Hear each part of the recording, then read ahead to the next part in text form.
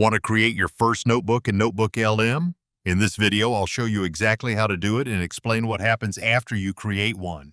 To get started, open NotebookLM and click Create New Notebook. A notebook is simply your workspace where NotebookLM keeps your sources, conversations, notes, and any content you generate for a specific project.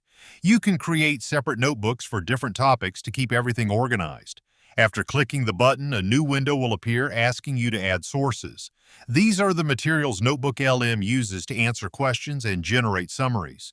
You can search for sources on the web, upload files such as PDFs, add website links, paste YouTube URLs, or even copy and paste text directly into the notebook. If you're not ready to add anything yet, that's completely fine.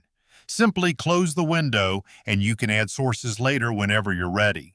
Once your notebook is created, you'll probably want to give it a more descriptive name. In the top left corner, click the notebook name and enter a new one. Choosing a clear name makes it much easier to find later, especially if you create multiple notebooks for different projects. That's all there is to creating a notebook in NotebookLM.